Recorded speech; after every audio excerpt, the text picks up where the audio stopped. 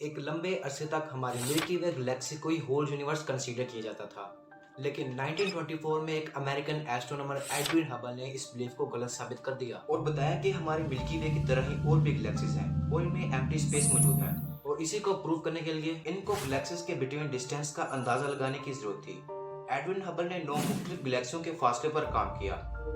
Modern telescope से आज हम जानते हैं कि हमारी Galaxy billions of other galaxies की तरह ही एक है।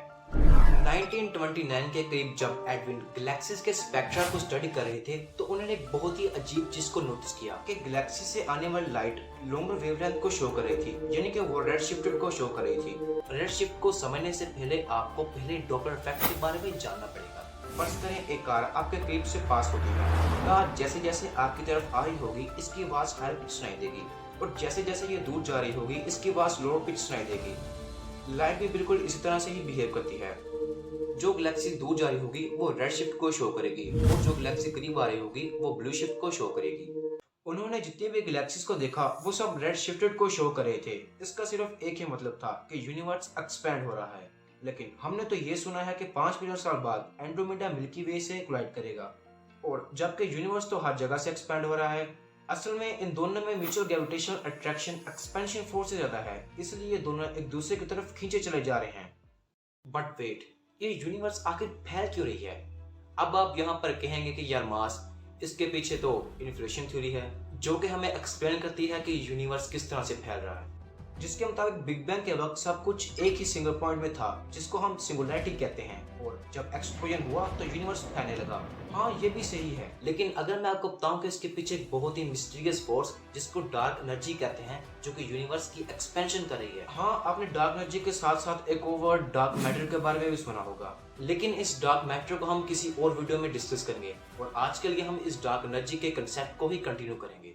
डार्क एनर्जी के बारे में हम एग्जैक्टली नहीं जानते कि ये है क्या, लेकिन इसकी शुरुआत यूनिवर्स के एक्सपेंशन रेट को कैलकुलेट करते वक्त हुई थी।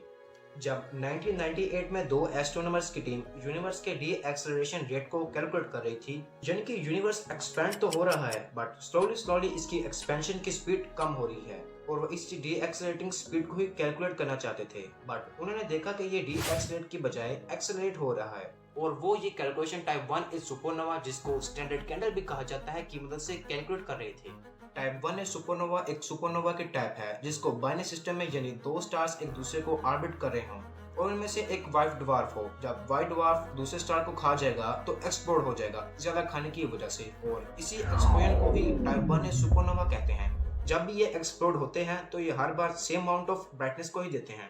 इससे हम यूनिवर्स में डिस्टेंस को मेजर कर सकते हैं। इनकी ब्राइटनेस गैलेक्सी के दूसरे स्टार की निस्बत ज्यादा होती है, और जो जितना दूर होगा वो इतना ही फेंट नजर आएगा, और जो करीब होगा वो ज्यादा ब्राइट दिखाई देगा। जब एस्ट्रोनॉमर्स की टीम ने इस टेक्निक को यूज किया तो उन्होंने नोटिस किया कि expansion rate of universe doesn't decrease, बल्कि वो तो एक्सेलरेट हो रहा है, और हमें अभी तक नहीं पता कि ये किस तरह की एनर्जी की वजह से हो रहा है। इसलिए साइंटिस्ट ने इसको डार्क एनर्जी का नाम दे दिया है। यूनिवर्स का 74% हिस्सा डार्क एनर्जी ही है। डार्क एनर्जी के लिए कुछ एक्सप्लेनेशन दी गई हैं।